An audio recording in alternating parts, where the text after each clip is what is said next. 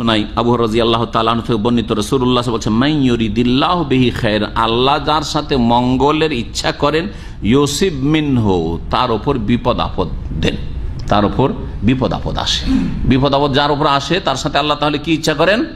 তার মঙ্গল কল্যাণের ইচ্ছা করেন, তার মন্দ ইচ্ছা করেন না, তার খারাপই আল্লাহ পাক রব্বুল আলামিন চান না। এই ছিল হাদিস যেটি সহিহ বুখারীতে রয়েছে। যারা ধৈর্য ধারণ করে তাদের ফজিলত সম্পর্কে একটি হাদিস আপনাদেরকে শোনাই। রাসূলুল্লাহ সাল্লাল্লাহু আলাইহি ওয়াসাল্লাম বলছে, এজা মাতা ওয়ালাদুল আবদে, কোন মুমিন বান্দার ছেলে মেয়ে যদি মারা যায়, কাল আল্লাহু লিমালাইকাতিহি, তখন আল্লাহ রাব্বুল আলামিন তার ফেরেশতাদেরকে বলেন, বিশেষ করে মালাকুল মতকে, এবং মালাকুল মতের সাথে অনেক তার সহযোগী সাহায্যকারী ফেরেশতা রয়েছেন, এক দল টিম। কাবালতুম ওয়ালাদা আবদি, আমার বান্দার সন্তানকে তোমরা গ্রহণ করে নিয়েছো, কেড়ে নিয়েছো। আল্লাহ বলেন, হে মালাকুল মত, আমার যে বান্দা, প্রিয় বান্দা আছে, তার ছেলে মেয়ে নিয়ে নিয়েছো। ফায়াকুলুনা নাম, তখন ফেরেশতা বলে, মালাকুল মত বা তার সঙ্গীরা, যে হে আল্লাহ, হ্যাঁ নিয়েছি। ফায়াকুল কাবালতুম সামারাতা ফাওয়াদিহি, তার কলিজার টুকরাকে তোমরা নিয়ে নিয়েছো, কেড়ে নিয়েছো।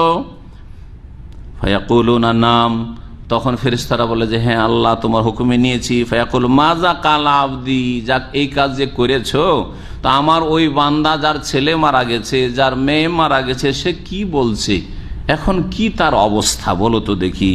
ফায়াকুলুনা, তখন ফেরেশতারা রিপোর্ট দেয়, যারা পাহারাই থাকে দিন রাতের, তারা রিপোর্ট দেয়, হামেদাকা ওয়াস্তারজা, ছেলে মারা গেছে, অমুকের মেয়ে মারা গেছে তোমার বান্দা, তবু আলহামদুলিল্লাহ পড়ছে, বলছে যে আলহামদুলিল্লাহ, তোমার প্রশংসা করছে, তোমার শুকরিয়া আদায় করছে।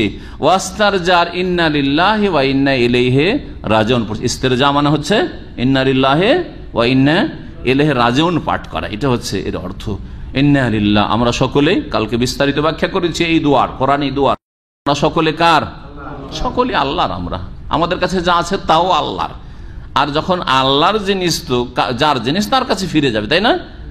যার বস্তু তার কাছে না ফিরে যাবে, সুতরাং আল্লাহ পাক রব্বুল নিয়ে নিয়েছেন, আল্লাহরই ছিল, আল্লাহ পাকের কাছে আমাদেরকে ফিরে যেতে হয়। ইন্না ইলাইহি রাজিউন। ফায়াকুলু, তখন আল্লাহ বলেন ফেরেশতাদেরকে, ইবনু লি আবদি বাইতান ফিল জান্নাতে, এই বান্দা যখন এত ধৈর্য ধারণ করেছে অথচ তার ছেলে মেয়ে মারা গেছে, তার জন্য জান্নাতে একটি স্পেশাল ঘর নির্মাণ করো, একটি প্যালেস তৈরি করো। ওয়াসাম্মুহু, আর সেটির নাম দাও বাইতুল হামদে, প্রশংসার, শুকরিয়ার প্যালেস, শুকরিয়া প্যালেস। সুবহানাল্লাহ, ওই ঘরটির নাম হবে বাইতুল হামদ। এই ঘর কেন দেওয়া হয়েছে অমুককে? সেই ব্যক্তি বালা মুসিবতে আল্লাহ পাকের শুকরিয়া আদায় করেছে। আল্লাহ, কিছু যদি নিয়েছো, কিছু কষ্ট আমি পেয়েছি, কিন্তু অনেক ভালো রেখেছো, আলহামদুলিল্লাহ, অনেক কিছু দিয়েছো। আল্লাহ পাক রব্বুল আলামিন যেন তার আমাদেরকে যথাযথ সুন্দরভাবে শুকরিয়া আদায় করার তৌফিক দান করেন। এই হাদিসটি তিরমিজিতে রয়েছে। আল্লামা আলবানী রাহিমাহুল্লাহ তাআলা এই হাদিসটিকে হাসান বলেছেন, সহিহুল জামের 795 নম্বর হাদিস। বালা মুসিবতের ফজিলত সম্পর্কে অনেক হাদিস রয়েছে, সংক্ষেপে আরো কিছু হাদিস শোনায়। আরো আবু হুরায়রা রাদিয়াল্লাহু তাআলা বর্ণনা করছেন যে রাসূলুল্লাহ সাল্লাল্লাহু আলাইহি ওয়াসাল্লাম বলেন, ইন্নার রাজুলা লা তাকুনু লাহু ইনদাল্লাহিল মানজিলা, কোন মানুষের আল্লাহর কাছে একটা উঁচা মর্যাদা আগে থেকেই তার ভাগ্যে লেখা আছে। ফামা ইয়াবলুগহা বিআমালিন, কিন্তু আমল করে অত উপরে পৌঁছিতে পারছে না। ফালা ইয়াজারুল্লাহ ইয়াবতালিহি বিমা ইয়াকরাহু, তার মনের উল্টা বিভিন্ন বালা মুসিবত আসতে থাকে। কেউ বালা মুসিবত চায় না, চাই নাকি? ইচ্ছা করে কেউ বিপদ আপদে নিবেন, কিন্তু চলে আসলে হ্যাঁ, এটা অসুবিধা নেই। কোন মানুষ যতই আল্লাহর নেক বান্দা হোক, নিজে থেকে চেয়ে নেবে না যে আল্লাহ আমাকে রুগী করে দাও, হ্যাঁ আমাকে বিপদ আপদে ফেলে দাও, এটা চাইতে বলেননি আল্লাহ পাক, চাইতে বলেননি। কিন্তু চলে আসলে কি করতে হবে? ধৈর্য ধরতে হবে, ধৈর্য ধরতে হবে। আমল দিয়ে যখন পৌঁছতে পারছে না, তখন আল্লাহ পাক তাকে পরীক্ষা করতে থাকেন, বালা মুসিবত দিতে থাকেন। হাত্তা ইউবাল্লিগাহু ইয়াহা, এমনকি সেই ব্যক্তিকে আল্লাহ পাক এই বালা মুসিবত মাধ্যমে উঁচা মর্যাদা পর্যন্ত পৌঁছিয়ে দেন। হাদিসটি মুসনাদে আবু ইয়ালাতে রয়েছে এবং হাদিসের সনদ আল্লামা আলবানী সহিহ বলেছেন। রাসূলুল্লাহ সাল্লাল্লাহু আলাইহি ওয়াসাল্লাম আরো বলেছে, ইন্নাল আবদা ইযা সাবাত কাতলাহু মিনাল্লাহি মানজিলা, আল্লাহর পক্ষ থেকে কোনো বান্দার যখন মর্যাদা আগেই মর্যাদার ঘোষণা হয়ে যায়, লাম ইয়াবলুগহা বিআমালিহি, সেটাতে তার আমল দ্বারা পৌঁছিতে পারে না, ইবতালাহুল্লাহ ফি জাসাদিহি, তখন তার শরীরের ক্ষয়ক্ষতি হয়। কোনো জায়গায় হাত পা ভেঙে গেল, হ্যাঁ, কোনো জায়গায় জখম হয়ে গেল, আহত হইল, আফি মালি, অত ধন সম্পদের ক্ষয়ক্ষতি হলো, আফি ওয়ালাদি, অথবা ছেলে মেয়েদের ক্ষয়ক্ষতি হয়ে গেল। আপনার হইল না অ্যাক্সিডেন্ট, কিন্তু আপনার ছেলের হয়ে গেল, জি হ্যাঁ, ওর মাধ্যমে আপনি কষ্ট পেলেন একটু, আপনার ছেলে কোন রকমের বিপদ আপদে পড়লো ইত্যাদি। সুম্মা সাব্বারাহু আলা যালিক, তারপরে সেই ব্যক্তিকে আল্লাহ পাক ধৈর্য ধরার তৌফিক দান করেন, হাত্তা ইউবাল্লিগাল মানজারাত আল্লাতী সাবাকাত লাহু মিনাল্লাহি তাআলা, আল্লাহর পক্ষ থেকে যে অগ্রিম যে আল্লাহ পাক তকদিরে তার রেখেছেন, তার এই মর্যাদা, সেই মর্যাদায় আল্লাহ পাক পৌঁছে দেন। এই হাদিসটা আবু দাউদে রয়েছে, আল্লামা আলবানী হাদিসটিকে সহিহ বলেছেন। আরো হাদিস শুনে আবু সাঈদ খুদরি রাদিয়াল্লাহু তাআলা আনহু থেকে এমন অনেকগুলি হাদিস রয়েছে, সময়ের স্বল্পতার জন্য এই বিষয়ের কাছাকাছি হাদিসগুলিকে ছেড়ে দিয়ে আরেকটি হাদিস বলি।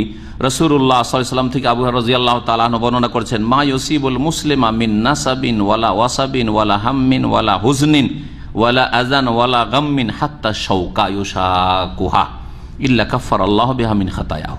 যে কোনো মুসলিমের উপর যদি কোনো রকমের কষ্ট আসে, নাসাব কষ্ট, কোনো কষ্ট হয়েছে, মানসিক শারীরিক কষ্ট হয়েছে, ওয়ালা ওয়াসাবিন, অথবা কোনো রোগ ব্যাধিতে আক্রান্ত হয়, বালা মুসিবত, অসুখ, ওয়ালা হাম্মিন, অনেকের চর্মরোগ আছে, পেরেশান হয়ে যান, না আল্লাহ আপনাকে উঁচা মর্যাদায় পৌঁছাতে চাইছেন, চর্মরোগ ছাড়ছে না আপনার, হ্যাঁ, দীর্ঘদিনের আপনার ওই ক্রনিক যেগুলোকে রোগ ব্যাধি বলা হয়, ডিজিজ, জি হ্যাঁ, রোগ আছেই, পেটের রোগ আছে, তা আছে, ছাড়ছে না, গ্যাস আপনার পিছু ছাড়ছে না, লেগে আছে, থামছে না, ওষুধ না খেলে আপনার পেট ঠিক থাকে না, ওষুধ না খেলে আপনার এই মাথার ব্যথা থামে না, সব কিছুতে নেকি আছে, সব কিছুতে আল্লাহ পাক আপনার কল্যাণ চেয়েছেন।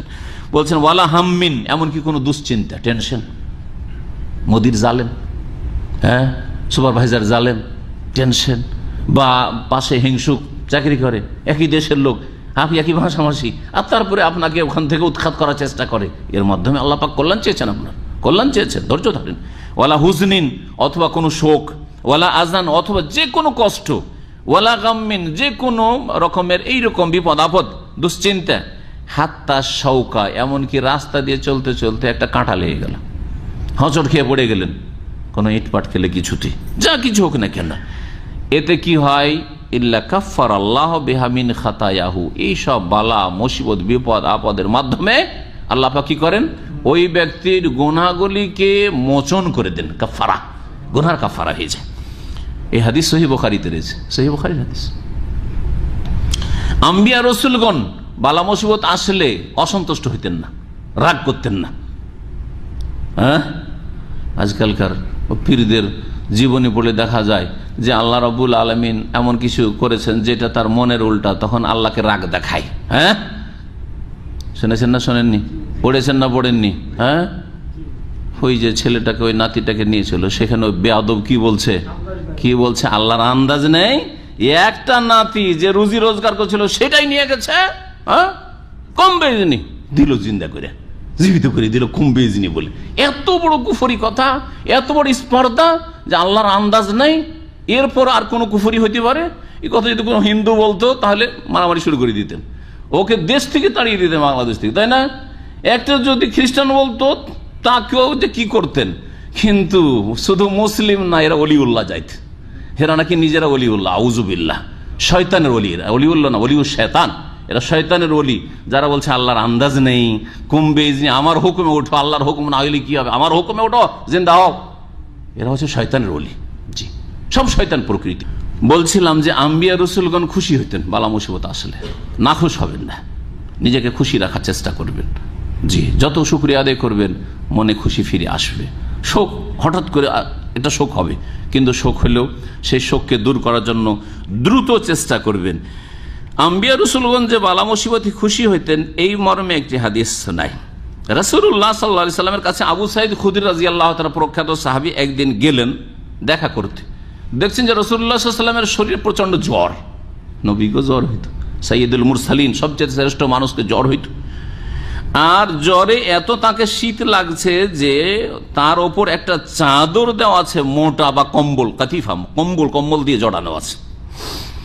ফাওয়াজাদ হারারাত ফাওকাল কাতিফাত, এত জ্বর যে কম্বলের ওপরে বা চাঁদের ওপরে হাত দিয়ে দেখছেন গায়ে সরাসরি, তারপরে মনে হচ্ছে যে কম্বল গরম হয়ে আছে, কম্বলের ওপর ভাগ গরম হয়ে আছে, কত জ্বর ছিল। আরেকটি হাদিস আছে যে দেখো তোমাদের যে জ্বর হয় তার চাইতে দ্বিগুণ জ্বর আমাকে হয়।